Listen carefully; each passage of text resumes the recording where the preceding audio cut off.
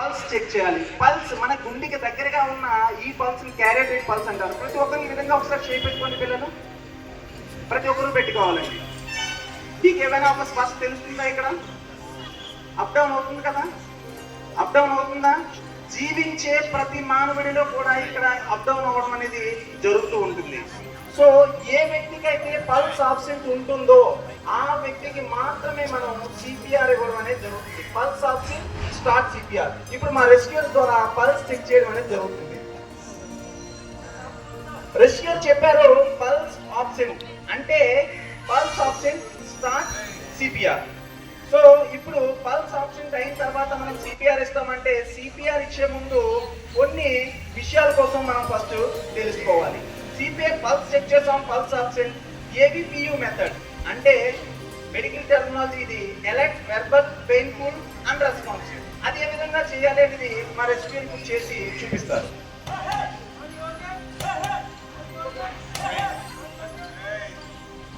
ఆర్యోకే alert చేశారు, verbal, painful కొట్టి కూడా చూశారు, కానీ ఆ వ్యక్తి నుంచి ఎటువంటి రెస్పాన్స్ లేదు, ఆ వ్యక్తి అన్ రెస్పాన్స్. సో అప్పుడు ఏం చేయాలి అంటే నెక్స్ట్ ప్రతి ఇలాంటి గుండెపోటు వచ్చిన వ్యక్తుల్లో మనం దాదాపుగా వినే ఉంటాం, టంగ్ అనేది ఫోల్డ్ అవ్వడం జరుగుతుంది. మనం లిటరల్ గా చెప్పుకోవాలంటే మన లాంగ్వేజ్ లో నాలుక తిరగబడింది అని అంటాం. సో అది మెడికల్ టెర్మినాలజీలో ఎయిర్వే క్లియర్ చేయడం అంటారు. ఎయిర్వే ఏ విధంగా క్లియర్ చేయాలి మా రెస్క్యూర్ చూపిస్తారు.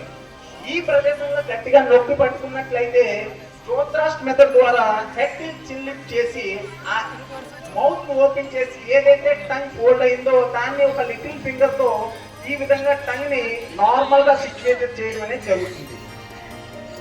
అలా ఎయిర్వే క్లియర్ అయిన తర్వాత మూడోది వచ్చేసి ఎల్ఎల్ఎఫ్ మెథడ్ అంటే లుక్, లిసన్, ఫీల్. ఈ లుక్. సో ఇప్పుడు గ్రహించవలసిన విషయం ఏంటంటే సిపిఆర్ ఏ విధంగా అప్లై చేయాలి. ఫస్ట్ సిపిఆర్ అప్లై చేసే ముందు రిప్ కేస్ చెక్ చేసుకుంటూ మనకి ప్రతి ఒక్కరికి ఈ భాగంలో జైపాడ్ ప్రాసెస్ అంటారు మెడికల్ టెర్మినాలజీలో. ఆ జైపాడ్ ప్రాసెస్ ని లొకేట్ చేసుకోవాలి. జైపాడ్ ప్రాసెస్ ని ఏ హ్యాండ్ తో లొకేట్ చేసుకోవాలంటే ప్రతి ఒక్కరికి ఒక మాస్టర్ హ్యాండ్ అంటూ ఉంటుంది. మాస్టర్ హ్యాండ్, నా మాస్టర్ హ్యాండ్ వచ్చి రైట్ హ్యాండ్. అయితే నేను ఆ మాస్టర్ హ్యాండ్ తో జైపాడ్ ప్రాసెస్ మన ఫింగర్ తో ఈ విధంగా లొకేట్ చేసుకోవాలి. లొకేట్ చేసుకున్న తర్వాత ఏదైతే రిమైనింగ్ హ్యాండ్ ఉందో లెఫ్ట్ హ్యాండ్ తో 2 ఫింగర్స్ ని ఈ విధంగా మెజర్ చేసుకోవాలి. 2 ఫింగర్స్ ని ఈ విధంగా మెజర్ చేసుకుంటే ఏం జరుగుతుంది అంటే ప్రాపర్ మన హార్ట్ లొకేషన్ అనేది తెలుస్తుంది. హార్ట్ ఎప్పుడు కూడా ఎడమ వైపు కొంచెం వాలి ఉంటుంది కనుక ఈ హార్ట్ అనేది మన మాస్టర్ హ్యాండ్ ని హార్ట్ మీద పెట్టాలి. రిమైనింగ్ హ్యాండ్ లాక్ చేయాలి. రిమైనింగ్ హ్యాండ్ ఏదైతే ఉందో దాన్ని లాక్ చేయాలి. మీకు కనిపించడం కోసం మాత్రమే ఈ విధంగా చేస్తున్నాం. ఇప్పుడు ఆ విధంగా చేసిన తర్వాత మనం హార్ట్ మీద ఈ విధంగా లాక్ చేసిన తర్వాత 2 నీస్ ఆ వ్యక్తికి సపోర్ట్ గా దగ్గరగా పెట్టుకోవాలి. ఎందుకంటే వ్యక్తి కదలకూడదు. హ్యాండ్స్ కూడా చూడండి రెస్క్యూర్ పెట్టారు స్ట్రైట్ గా. అదే విధంగా హెడ్ ముందుకు పెడుతూ అడల్ట్స్ లో 1 నిమిషానికి 100 నుంచి 120 100 to 120 కంప్రెషన్స్ ఇవ్వాలి. ఎవ్రీ 30 కంప్రెషన్స్ కి 2 రెస్క్యూ బ్రీత్లు అంటే మౌత్ టు మౌత్ 2 రెస్క్యూ బ్రీత్లు ఇవ్వాలి. రెస్క్యూ బ్రీత్స్ ఇచ్చినప్పుడు ఇలాంటి ఏదైనా ఇది ఫేస్ షీల్డ్స్ లేకపోతే మౌత్ వారియర్ యూజ్ చేయాలి. లేని ఎడల మన దగ్గర ఉన్న హ్యాండ్ కర్చీఫ్స్ తో కూడా మనం మౌత్ కి అడ్డంగా పెట్టి మనం బ్రీతింగ్ అనేది ఇవ్వాలి. ఎందుకంటే తన నుంచి ఏదైనా ఇన్ఫెక్షన్స్ మనకు కానీ మన నుంచి ఏదైనా ఇన్ఫెక్షన్స్ తనకు కానీ వెళ్లకుండా ఇలాంటి మౌత్ బ్యారియర్ అనేది మనం యూజ్ చేయడం అనేది జరుగుతుంది సిపిఆర్ ఇచ్చినప్పుడు. అయితే ఇప్పుడు మీకు చెప్పినట్టు 1 నిమిషానికి 100 నుంచి 120 కంప్రెషన్స్ ఇవ్వాలి. ఒక 30 సైకిల్స్ మా రెస్క్యూర్ ఏ విధంగా సిపిఆర్ ఇవ్వాలని దానికోసం ఇప్పుడు మాకు డెమో రూపంలో రెస్క్యూర్ చూపిస్తారు. Start CPR.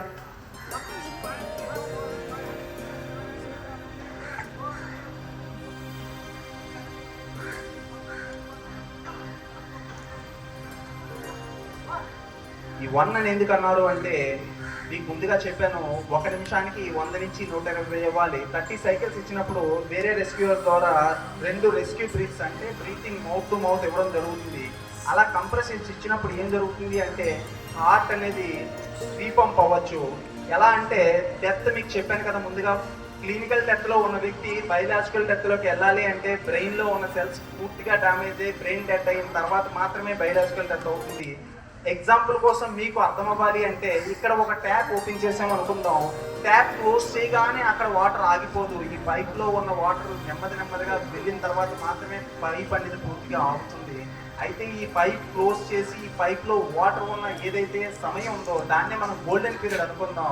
ఆ గోల్డెన్ పీరియడ్ లో మనం రీపంప్ చేసినట్లయితే మళ్ళీ మనం యథావిధిగా మన బ్లడ్ సర్క్యులేషన్ అయ్యి ఆ వ్యక్తి మరణం నుంచి మళ్ళీ పునర్జీవనం అవడం అనేది జరుగుతుంది. ఇది ప్రాపర్ సిపిఆర్. సో ఇప్పుడు